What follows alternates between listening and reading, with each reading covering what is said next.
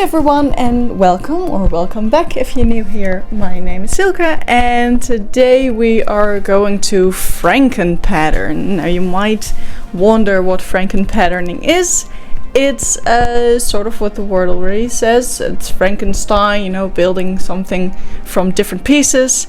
Frankenpatterning is a word used to describe the process of using different patterns to make one garment, or to alter patterns to make a different garment than what the pattern is used for. So today we are going to use a very simple, basic t-shirt block, and we're going to make this V-shaped high collar t-shirt. Now this is a t-shirt that I've been seeing off and on Pinterest, and I thought can do that, and so can you.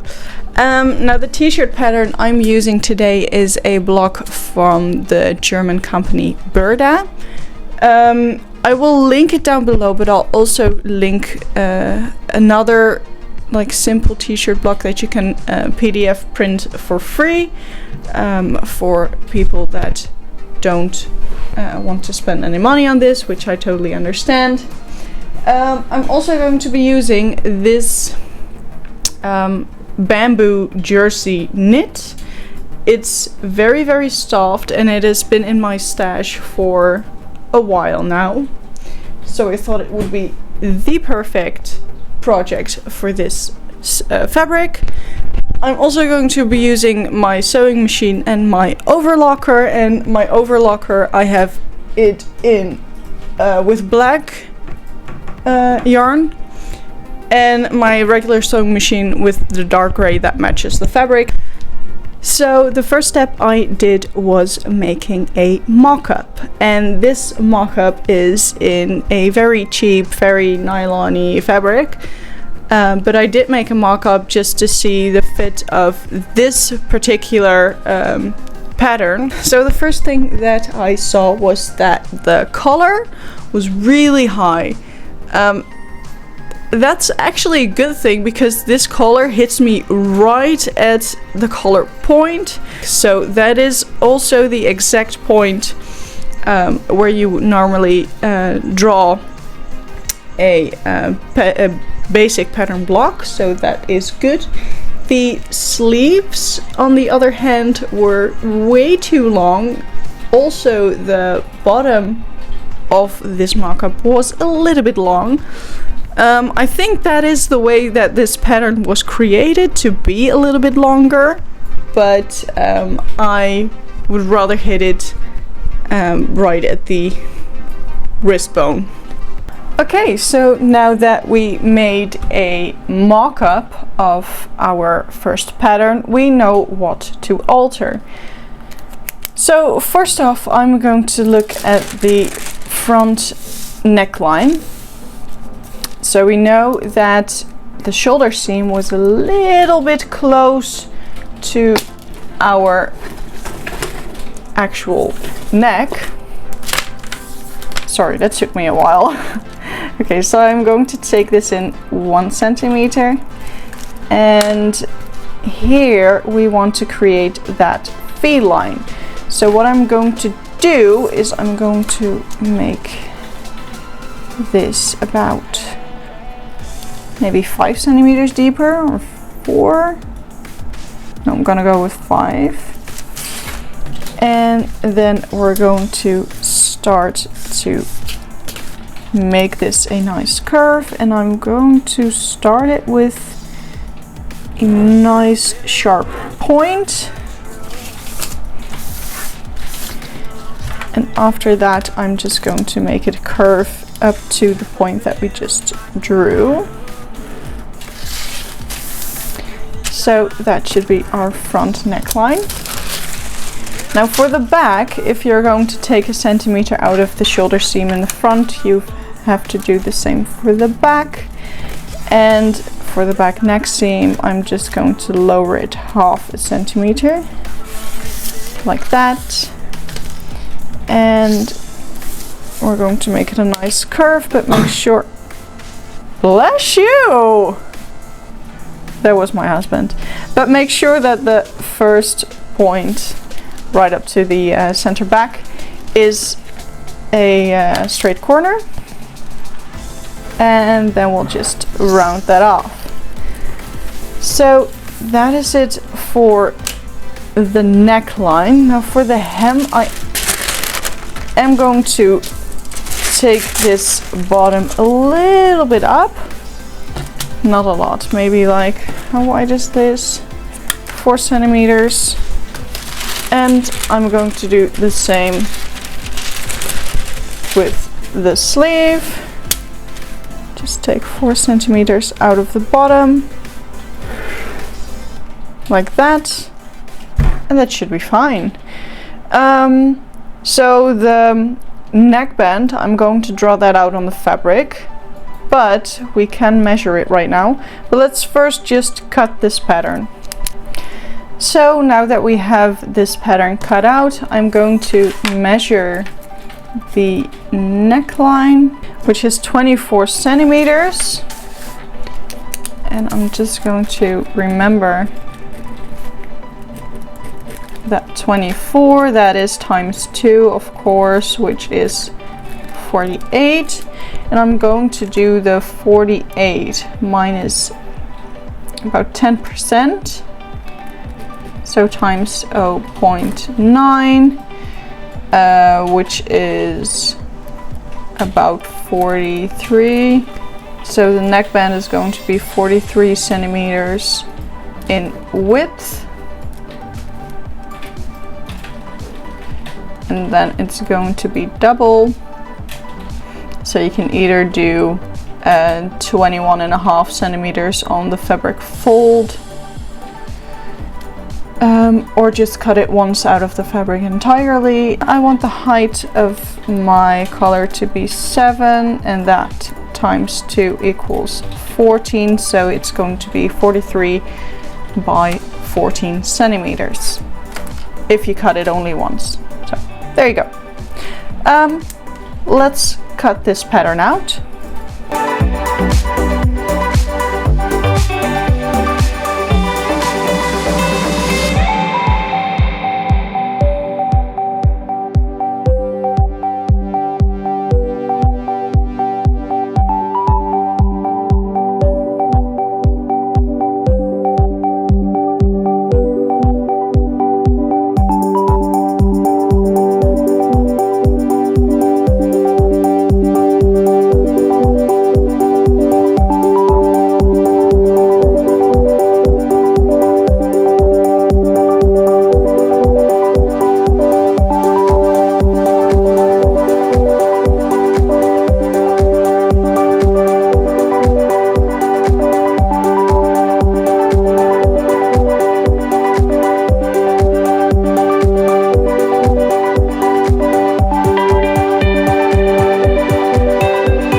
Okay, so I ironed the seam allowance of the shoulder towards the back, and I think this is a great time to start working on the neckline.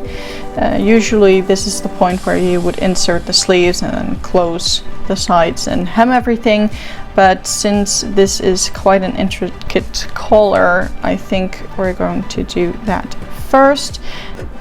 Now here I am going to make a little snip into the fabric just to make sure that this can open, and the way you're going to place that snip is just following the seam allowance of both sides, and then you should get a point about right there. So now this can open, and now we can place our neckband. So this is a double neckband, so I'm just going to put it to make a double, and now we're going to measure 1 centimeter from the bottom and from the side. That's about there. Oh, a little bit lower there. Yes, beautiful. And that point is going to enter the point where we just cut towards.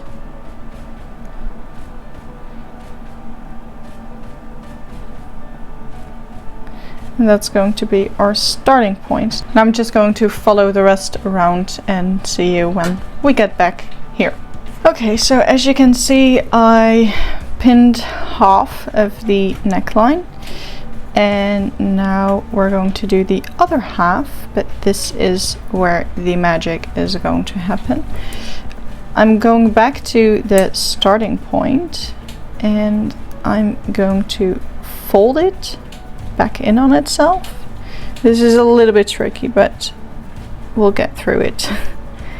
Okay, so now I'm going to turn it and make it hit the neckline on the opposite side. And now you'll see this point forming. Yeah, so when we're sewing this later on, we're just going to flip this all the way to the other end to start and flip it all the way back to finish. So now we can also establish the end point, which is going to be a crossover. So this is going to be exactly on top of the other neckband. So we do have about 5 layers of fabric right here at this point, so it might be a little bit tricky when serging, but that'll be okay. Yeah.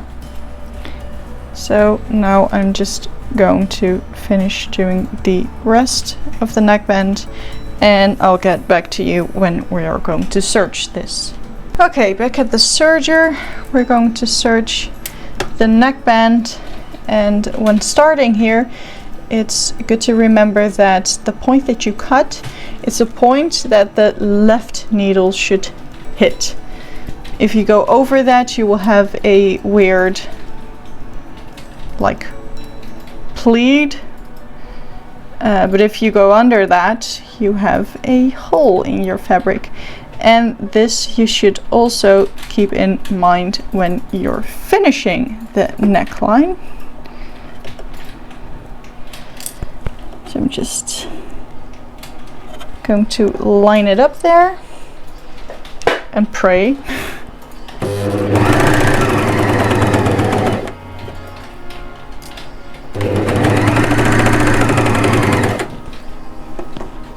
Good, good. I hit it exactly where it needs to be. If you go a little bit off to the side, so it's not deep enough, you can also serge it again. So let's just finish this neckband.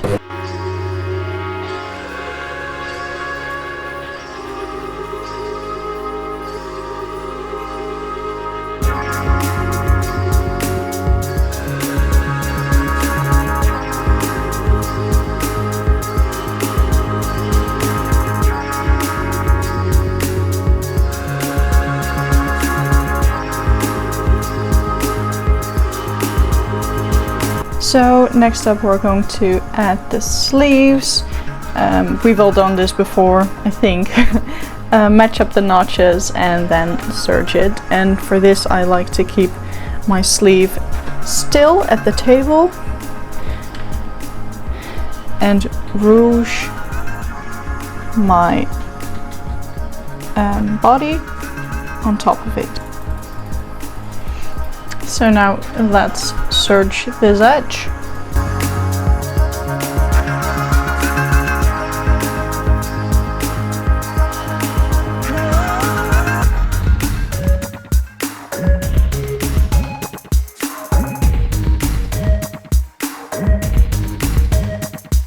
Okay, so both sleeves are in, and I now took the time also to finish the or at least serge the bottom of the sleeve. Now I did not, I will not finish it entirely because I want to do a clean looking hem, but I will iron them into the place where they need to be, because that's going to be a little bit more tough to iron when it's already in. and press. And now we're going to do that for the other sleeve and the hem of the shirt as well.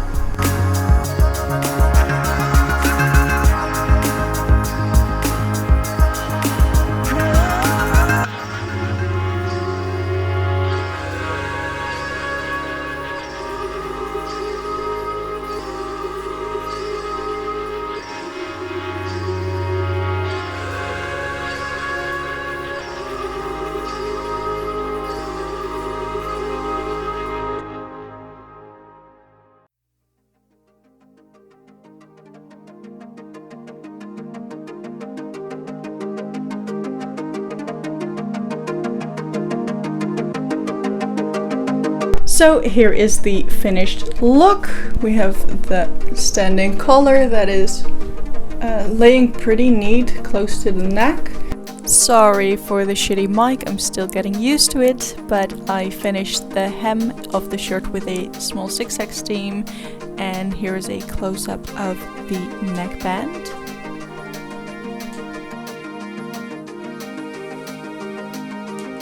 But it's looking pretty nice, pretty happy with it. So I hope you all enjoyed this video. Thank you for watching, and I will see you all the next time. Bye!